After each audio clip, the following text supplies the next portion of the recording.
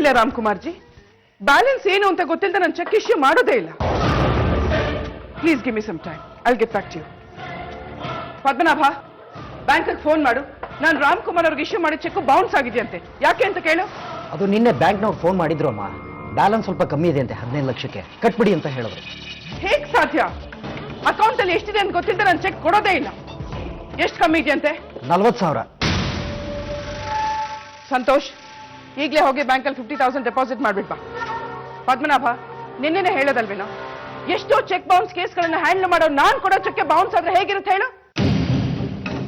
ನೀನ್ 24 ಗಂಟೆನೂ ವ್ಯವಹಾರದಲ್ಲೇ ಮುಳುಗಿರ್ಬೇಡ ಕಣೆ. ಈಗ ಆಯ್ತಲ್ಲ, ಬಾ ತಿಂಡಿ ತಿನ್ನು. ಮೊದಲು ಟ್ಯಾಬ್ಲೆಟ್ ತಗೋಬೇಕು. ಟ್ಯಾಬ್ಲೆಟ್ ಮುಗ್ದೋಗಿದ್ದಿಲ್ಲ. ಹರೀಶ, ಹರೀಶ, ಟ್ಯಾಬ್ಲೆಟ್ ಮುಗ್ದೋಗಿದೆ, ಗೊತ್ತಿಲ್ವೇನೋ ನಿನ್ಗೆ? ಹಲೋ, ಸಾರಿ ರಾಮ್ಕುಮಾರ್ ಜಿ, ಇಲ್ಲ ಅದು ಲೆಕ್ಕದಲ್ಲಿ ಏನೋ ಸ್ವಲ್ಪ ಹೆಚ್ಚು ಕಡಿಮೆ ಆಗಿದೆ. ನೀವು ರೀಪ್ರೆಸೆಂಟ್ ಮಾಡಿ, ಖಂಡಿತ ಆಗುತ್ತೆ. Sorry for the inconvenience.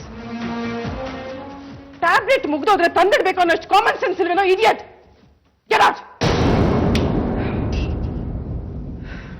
BP tablet ಮುಗ್ದೋಗಿದ್ದೇನೆ. ನನ್ ಮಾತ್ರ ಇದೆಯಲ್ಲ, ತಗೋ. ಅದಕ್ಕೆ ಯಾಕೆ ಇನ್ನಷ್ಟು BP ಜಾಸ್ತಿ ಮಾಡ್ಕೋತೀಯ ಈ ಕೂಗಾಡಿ?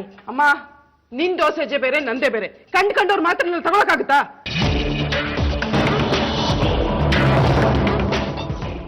ಸರಿ ಇಲ್ಲ, ಏನೂ ಸರಿ ಇಲ್ಲ. ಈ ಅರಮನೆಗೆ ಬಂದ್ಮೇಲಂತೂ ಏನೇನೂ ಸರಿ ಇಲ್ಲ. ತಟ್ಟೆ ಮುಂದೆ ಕೂತಿದ್ದೀವಿ, ತಿಂಡಿ ತಿನ್ನಕ್ ಆಗ್ತಾ ಇಲ್ಲ.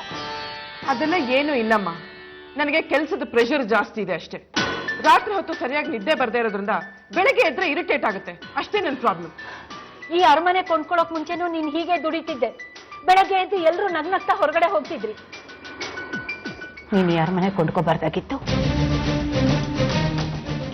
ಕೆಲವ್ರಿಗೆ ಮಾತ್ರ ಒಲಿಯೋದು. ಈ ಅರಮನೆ ಗುರುಮನೆ ಎಲ್ಲ ಎಲ್ರಿಗೂ ಆಗ್ ಬರಲ್ಲ. ಶುರು ಆಯ್ತಾ ನಿನ್ ದಾಸರ ಪದ? ಹೌದು ಕಣೆ, ನಾನು ಏನ್ ಹೇಳಿದ್ರು ಅದು ನಿನ್ಗೆ ದಾಸರ ಪದ, ದೊಂಬಿ ಪದ ತರಾನೇ ಕೇಳಿಸುತ್ತೆ. ನೀ ದಿನ ಬೆಳಗ್ಗೆ ಎದ್ದು ಹಾಡ್ತೀಯಲ್ಲ ತೋಡಿರಾಗ, ಅದು ಗೊತ್ತಾ ನಿನಗೆ? ಅಮ್ಮ, ಅಮ್ಮ,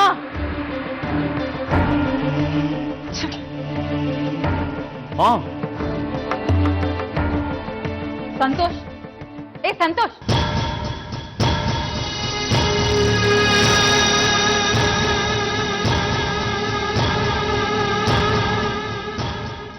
ಏನ್ರಿ ಆಗ್ಲೇ ಶುರು ಮಾಡ್ಕೊಂಡ್ರ? ಅತ್ತೆ ಅಕೌಂಟಿಗೆ ಕಣ್ಣ ಹಾಕೋದ್ನ? ಇದು ಟೆಸ್ಟ್ ಡೋಸು ಕಣೆ, ಎಲ್ಲ ನಿನಗೋಸ್ಕರ, ನಿನ್ನ ಅಕೌಂಟ್ ಬ್ಯಾಲೆನ್ಸ್ ಸರಿ ಮಾಡೋದಕ್ಕೋಸ್ಕರ. ಅದಕ್ಕೆ ಇಲ್ಲಿಂದ ಅಲ್ಲಿಗೆ ಟ್ರಾನ್ಸ್ಫರ್. 40,000 ನಿನ್ನ ಅಕೌಂಟಿಗೆ ಸೇರ್ಪಡೆ. ಮಾಡಿದ್ರಿ, ಲಕ್ಷನೇ ಮಾಡೋದಲ್ವಾ? ಲೇ, ಚಿನ್ನದ ಮೊಟ್ಟೆ ಇಡುತ್ತೆ ಅಂತ ಕೋಳಿ ಕತ್ನೆ ಕುಯ್ಯಬಾರ್ದು ಕಣೆ. ಅದಕ್ಕಿಂತ ಹೆಚ್ಚಾಗಿ ಇವತ್ತು ಗುರುಬಲ ಕೂಡು ಬಂದಿದೆ, ಅದನ್ನ ಚೆನ್ನಾಗಿ ಉಪಯೋಗಿಸ್ಕೋಬೇಕು. ಏನದು ಗುರುಬಲ? ಅಜ್ಜಿಗೆ ಅರಮನೆ ಮೇಲೆ ಬೇಸರ ಬಂದಿದೆ, ಹೊಗೆ ಆಡ್ತಿದೆ. ನೀನು ತುಪ್ಪ ಸುರಿಬೇಕು ಇದಕ್ಕೆ, ಆಗ ಯಜ್ಞಕುಂಡ ಧಗ ಧಗ ಅಂತ ಉರಿಯುತ್ತೆ. ನಾವು ಅದರಲ್ಲಿ ಬೆಂಕಿ ಕಾಯಿಸ್ಕೋಬಹುದು. ನೆನಪಿರ್ಲಿ, ಇದು ನಿಂದೇ ಆಟ. ತೋರ್ಸು ನಿನ್ ಟ್ಯಾಲೆಂಟು.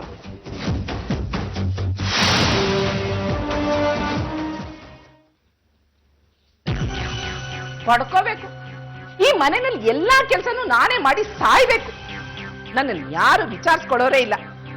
ಗಾಣದ ಎತ್ತ ತರ ಆಗ್ಬಿಟ್ಟಿದ್ದೀರಿ. ಪಾತ್ರೆ ತೊಳಿಬೇಕು, ಬಟ್ಟೆ ಒಗಿಬೇಕು, ನೆಲ ಒರೆಸ್ಬೇಕು, ದಂಡ ಪಿಂಡ್ಗಳಿಗೆ ಬೇಸ್ ಹಾಕ್ಬೇಕು. ಸಾಲದಕ್ಕೆ ಮಾರ್ಕೆಟ್ ಹೋಗಿ ನಾನೇ ಸಾಮಾನು ತರಬೇಕು. ದೇವ್ರೇ, ಯಾವ ಶತ್ರುಗೂ ಕೊಡ್ಬೇಡ ಕಣಪ್ಪ ಇಂಥ ಶಿಕ್ಷಣ.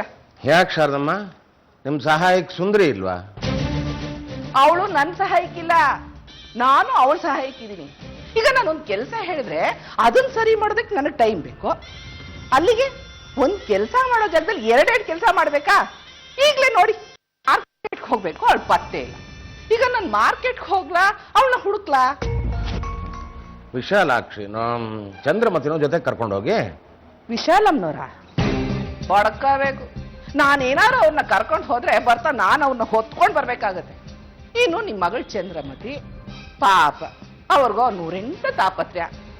ಹೋಗ್ಲಿ ಬಿಡಿ ಅರಸ್ರೆ, ಇವತ್ತು ನನ್ನ ಹಣೆ ಬರದಲ್ಲಿ ಕೂಲಿಯ ಆಳು ಅಂತ ಬರೆದಿದೆ ಅನ್ಸುತ್ತೆ. ಓ, ತಮ್ದು ನಿತ್ಯ ಸೇವೆ ಆಯ್ತೇನೋ? ಪೇಪರ್ ಓದ್ತಿದ್ದೀರಾ, ದೇಶದ ಬಗ್ಗೆ ತಿಳ್ಕೊತಿದ್ದೀರಾ. ತಿಳ್ಕೊಳ್ಳಿ. ಇಲ್ಲಿ ಮನೆನೇ ಸೋತಿದೆ, ನೀವು ಊರಿಗೆಲ್ಲ ಚಾವಡಿ ಓದಿಸ್ತಿದ್ರಿ. ಬಡ್ಕೋಬೇಕು, ಒಂದ್ ನಿಮಿಷ. ಬಡ್ಕೋಬೇಕು.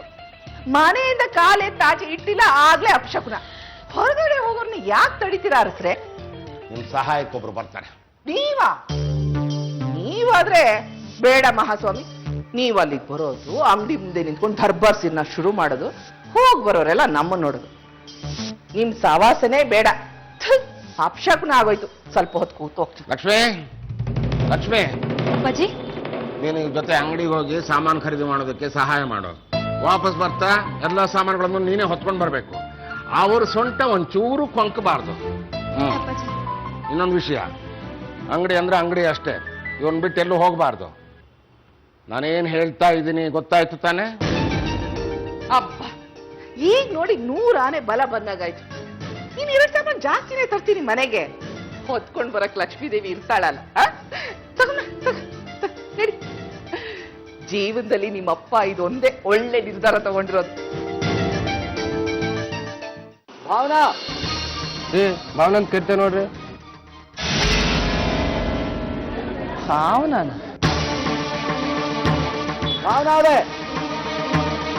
ನನ್ನನ್ನು ಯಾವನ್ ಭಾವನಾ ಅಂತ ಕೂರ್ತಾನೆ? ಭಾವನಾ ಬಡ್ಕೋಬೇಕು.